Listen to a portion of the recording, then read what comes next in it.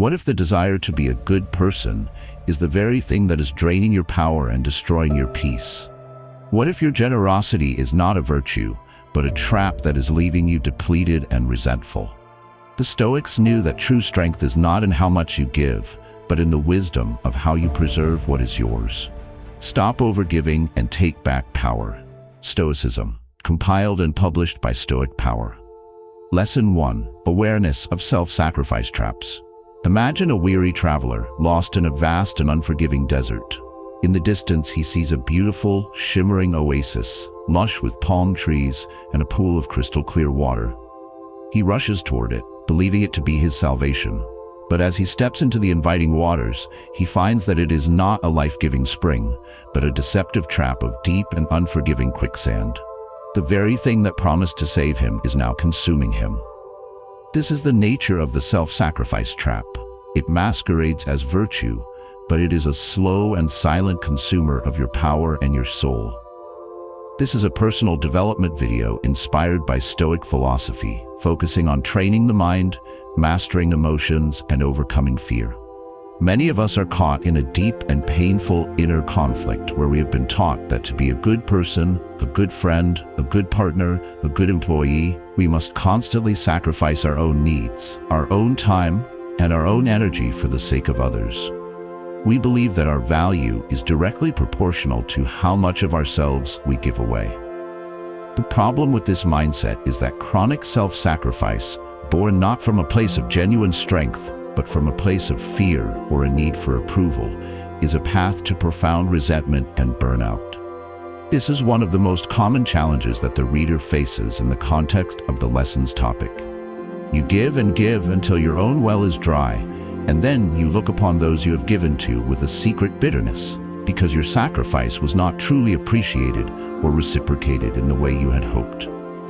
This is not virtue, it is a covert contract, a transaction disguised as generosity.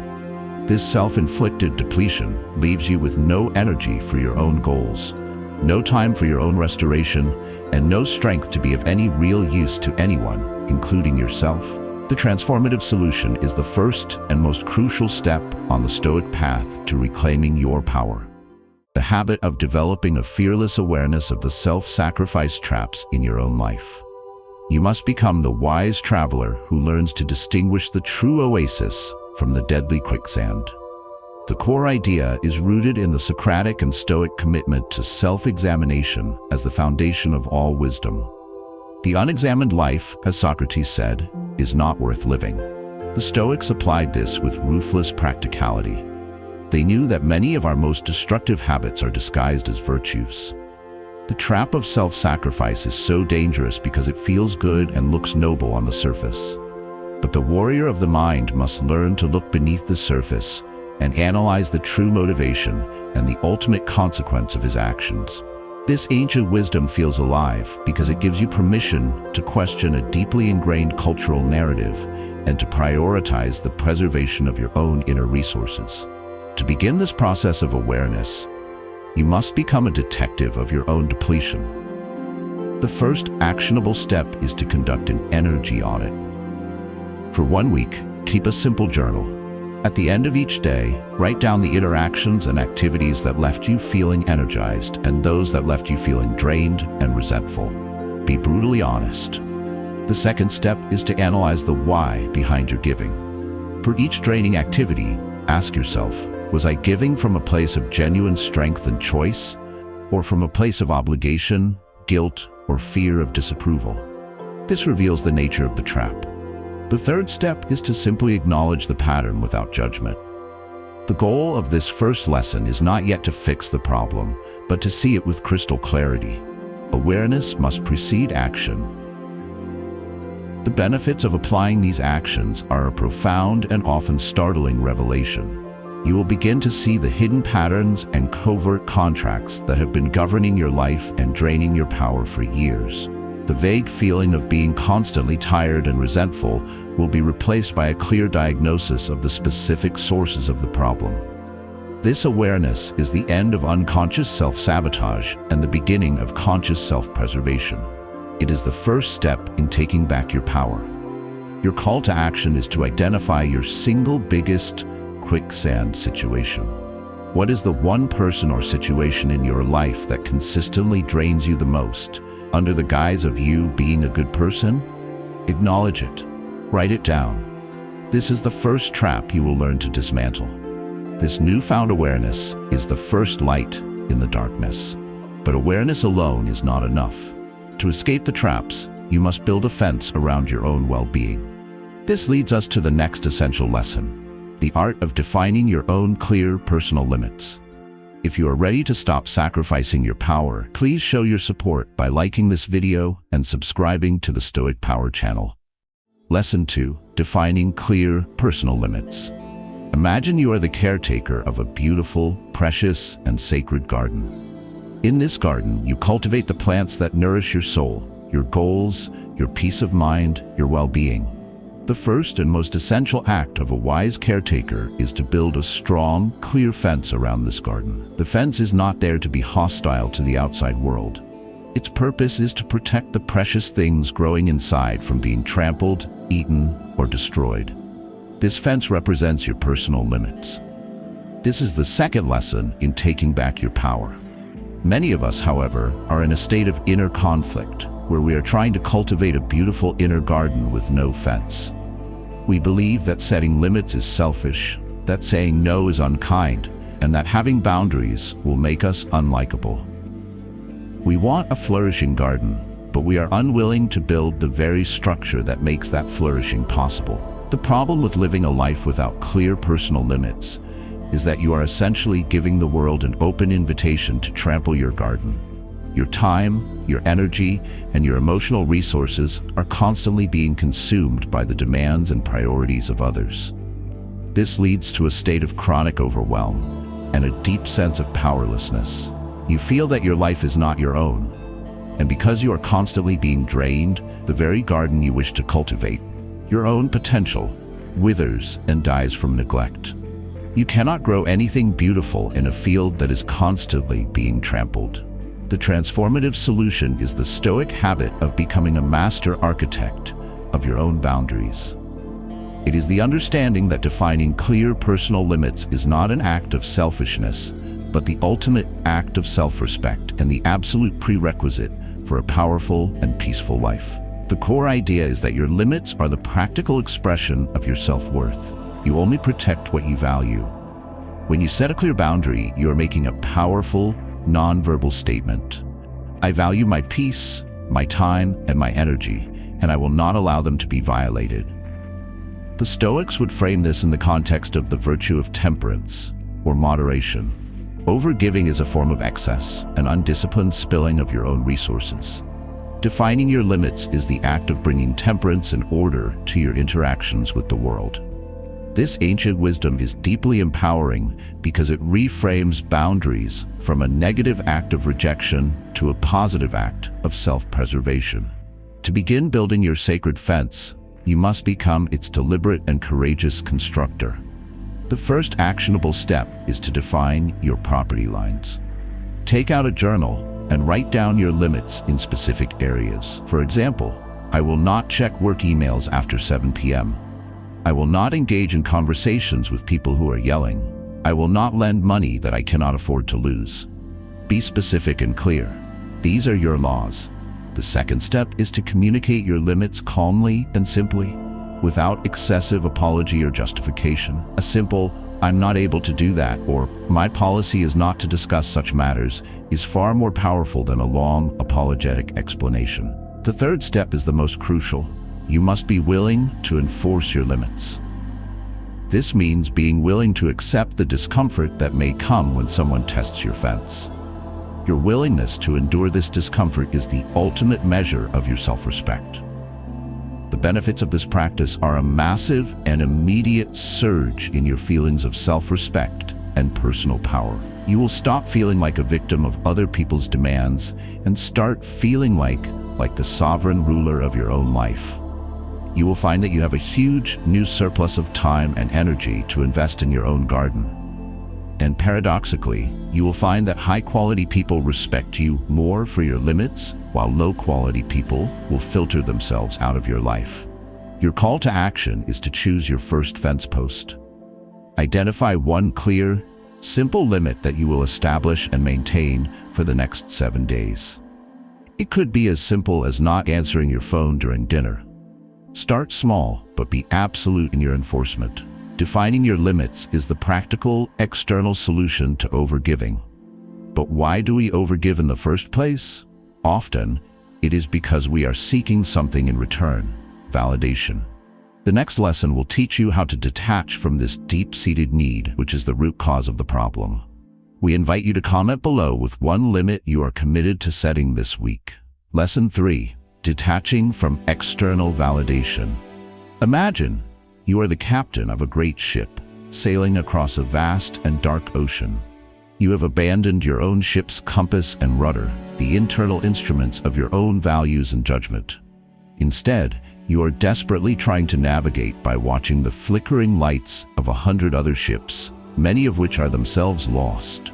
You steer your ship left when they steer left, and right when they steer right, hoping that by following them, you will find your way.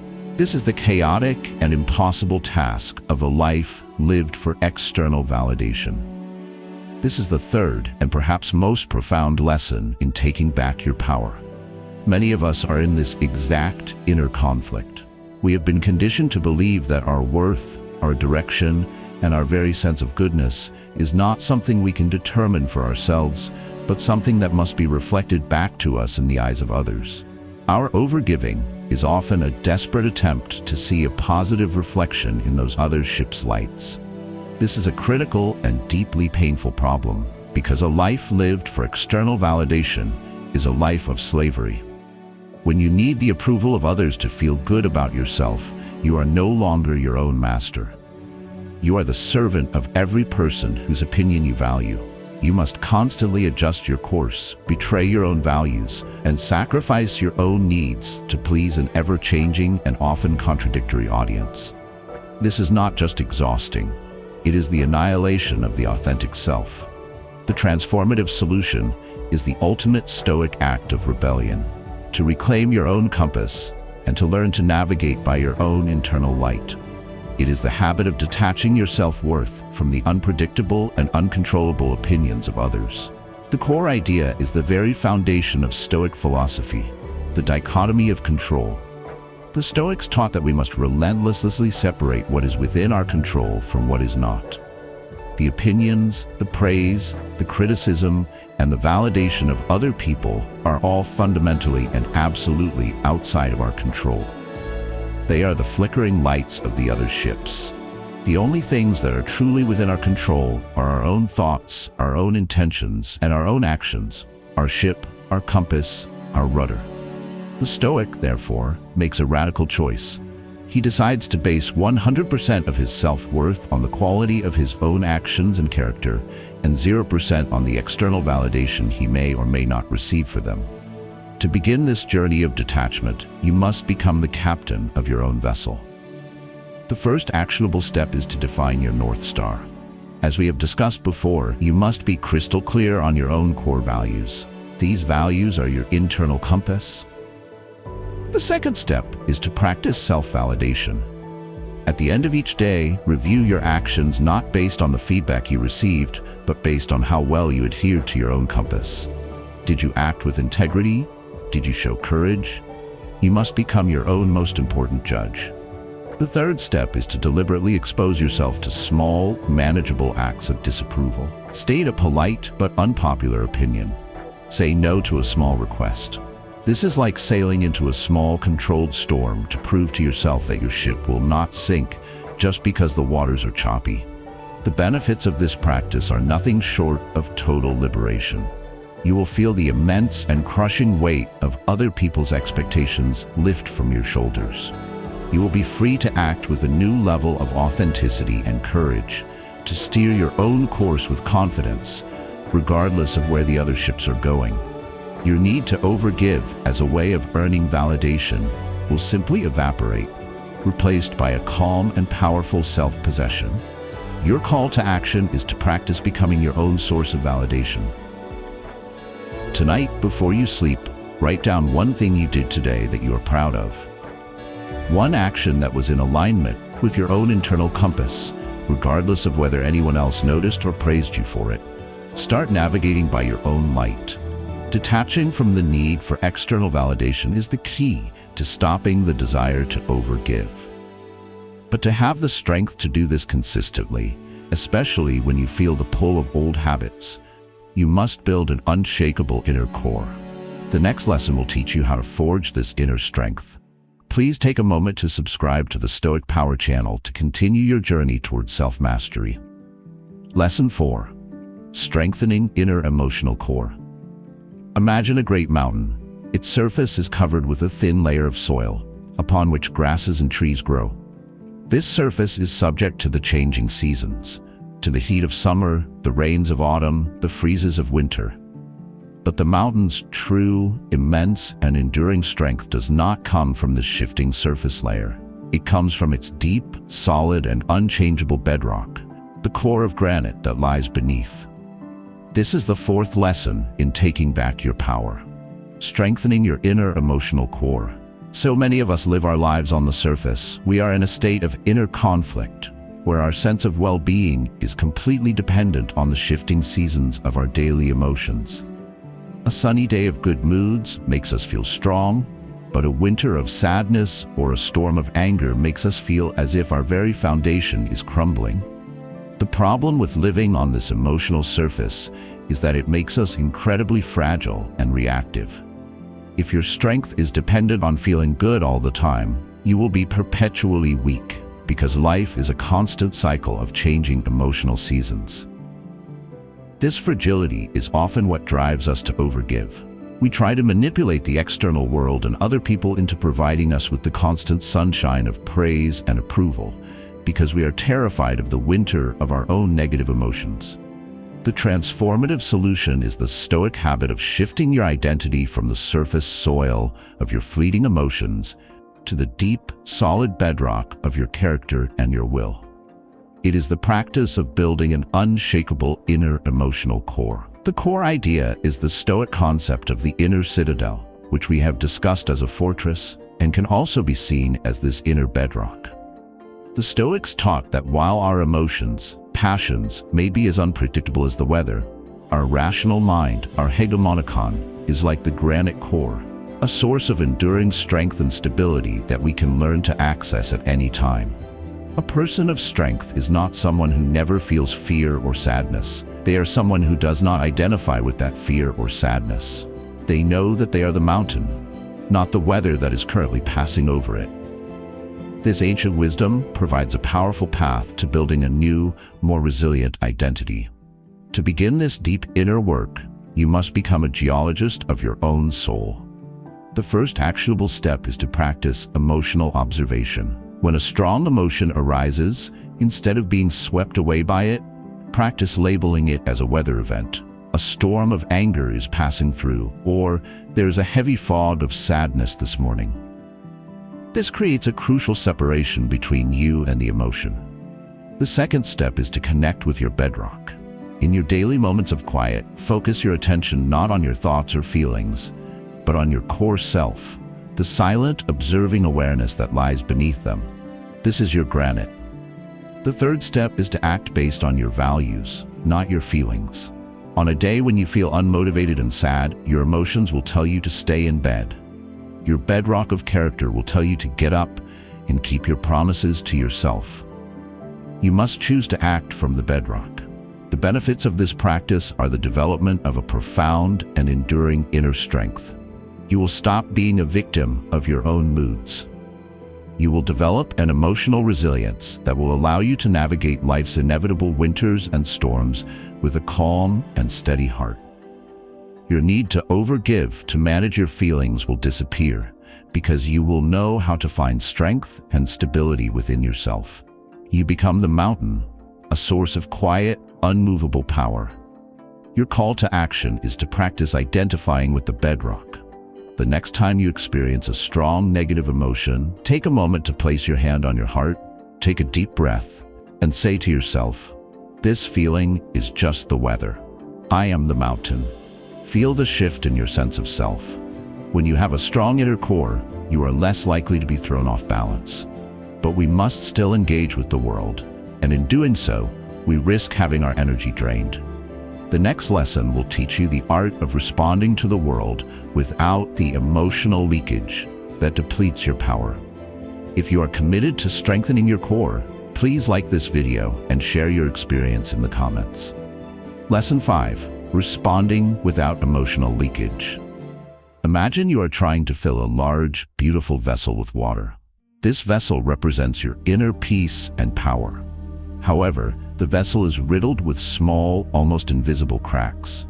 No matter how much precious water you pour into it, it is constantly and silently draining away through these cracks. Your efforts to fill it are futile because you have not first sealed the leaks. These cracks are the moments of emotional leakage in our daily lives. This is the 5th lesson in taking back your power. We are often in a state of inner conflict where we work hard to build our inner strength and peace, but we simultaneously allow that strength to be drained away through hundreds of small, unconscious emotional reactions. We leak our power through complaining, through engaging in gossip, through getting frustrated in traffic, through arguing about pointless things online. The problem with this emotional leakage is that it makes it impossible to ever feel full. It is the reason why, even after a restful weekend, you can feel completely drained by Monday noon. These small, seemingly insignificant emotional reactions are like 1,000 tiny cuts that bleed your energy dry. You are overgiving your emotional energy to trivialities that do not deserve it, leaving you with nothing left for the people and projects that truly matter.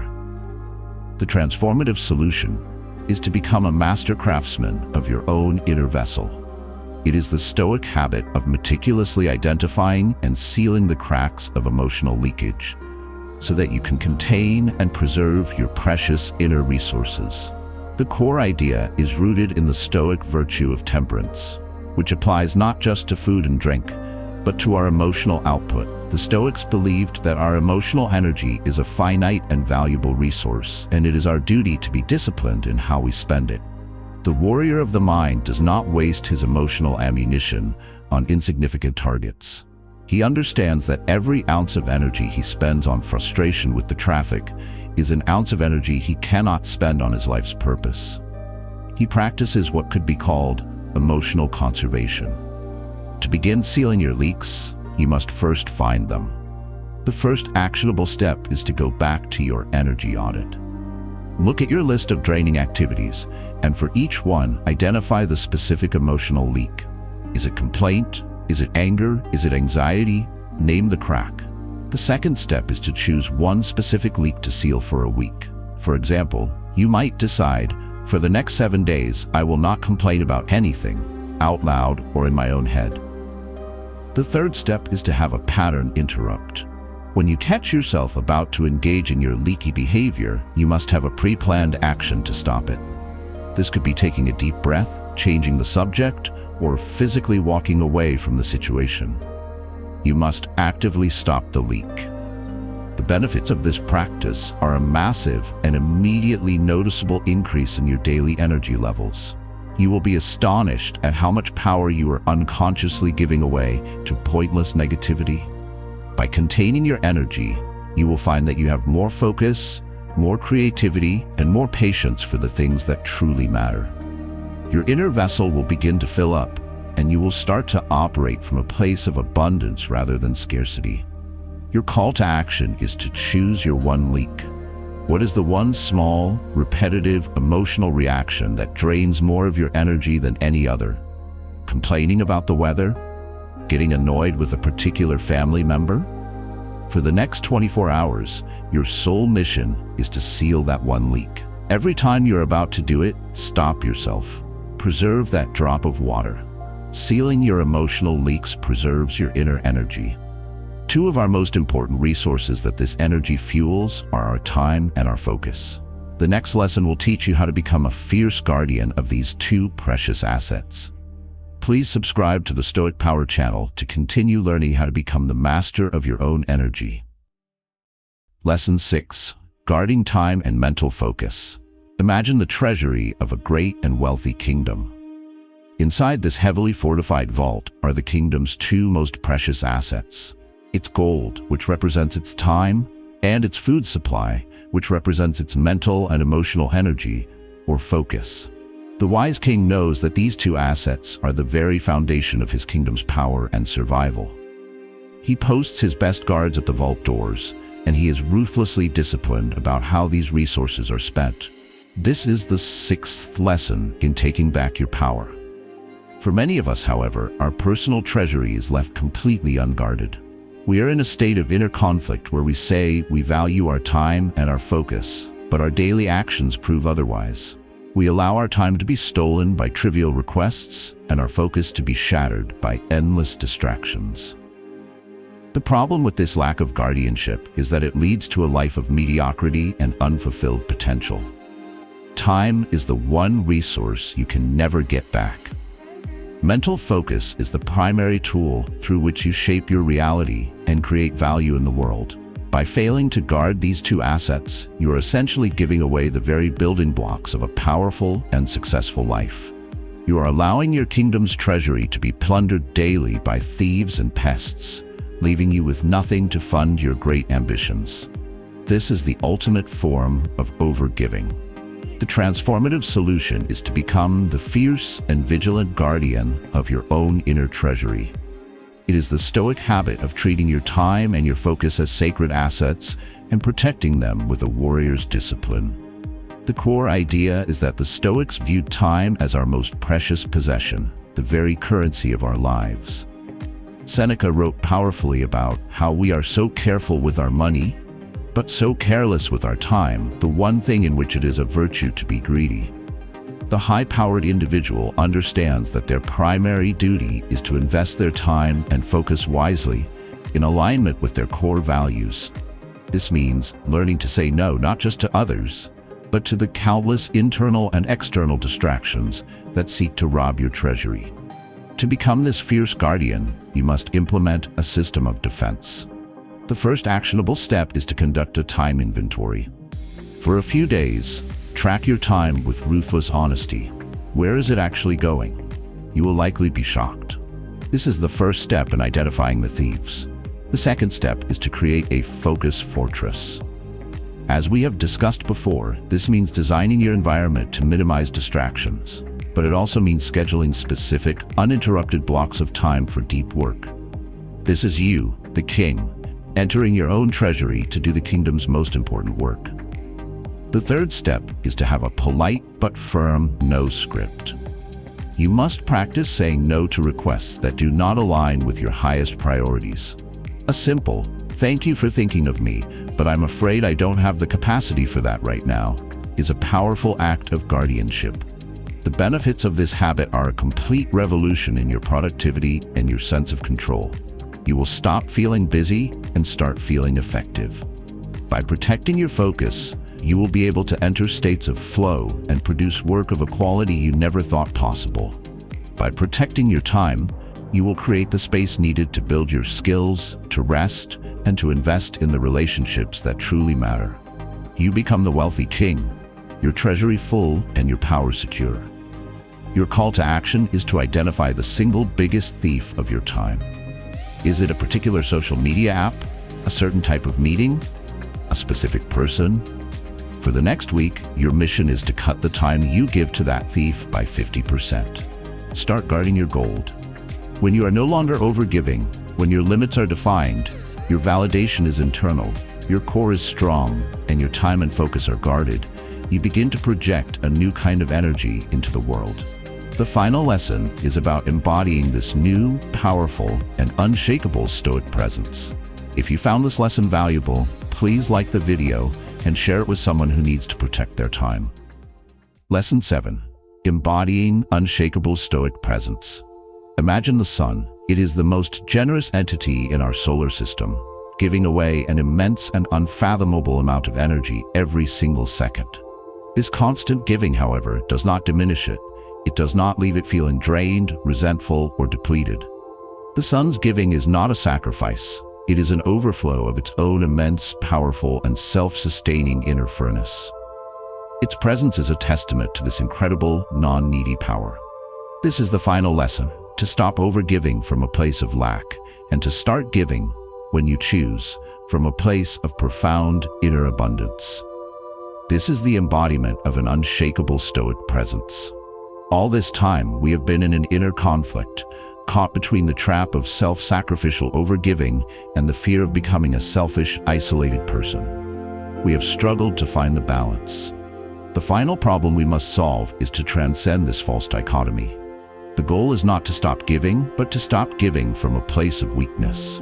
The ultimate aim is to build a life of such inner strength, purpose, and abundance that your generosity becomes the natural and effortless overflow of your own full cup. The transformative solution is the final integration of all the previous lessons into a single, cohesive way of being. It is to move beyond the techniques of self-preservation and to embody a new, powerful, and unshakable Stoic presence, becoming the sun in your own life. This is the culmination of our journey, the achievement of eudaimonia, or a truly flourishing life. The core idea is that a person who has mastered themselves, who has clear limits, an internal source of validation, a strong emotional core, and a fierce guardianship of their time and focus, becomes a source of immense power. They are no longer the leaking vessel, desperately trying to get drops of water from others. They are the deep, full well, able to give a cup of water to a thirsty traveler without diminishing themselves in the slightest. Their presence is calm, centered, and powerful because they need nothing from anyone. This is the ultimate source of power and respect. To embody this unshakable presence, you must make these lessons your identity. The first actionable step is to live by your own code. Your primary loyalty is to your own values and your own purpose. This is the fuel for your inner furnace. The second step is to practice virtuous giving. When you do choose to give your time or energy, do so deliberately, without any expectation of return, as an expression of your own strength and abundance, not as a transaction to get something back. The third step is to carry yourself with a quiet confidence, knowing that you are the source of your own power and peace. Your posture, your tone of voice, your eye contact, all of it should reflect the inner reality that you are a whole and complete person. The benefits of this final transformation are the achievement of a life of true freedom and authentic power. You will be free from the exhausting and demeaning cycle of overgiving and resentment. Your relationships will become healthier and more balanced, based on mutual respect, not on need. You will move through the world with a calm, powerful, and generous spirit. A person who gives from his overflow, not from his substance. You become the sun, a source of light and warmth, whose giving is a sign of its immense power, not a sacrifice of it. Your final call to action is a commitment to the source. For the next month, your primary focus is not on your relationships with others, but on your relationship with yourself.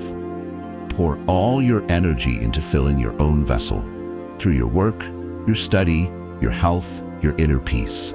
Focus on becoming so full that your generosity becomes an effortless and joyful overflow. By becoming aware of the traps, setting your limits, detaching from validation, and strengthening your core, you stop the destructive habit of overgiving and begin the powerful journey of taking back your life, embodying an unshakable and respected Stoic presence. To stop overgiving is not to become selfish, but to become self-possessed.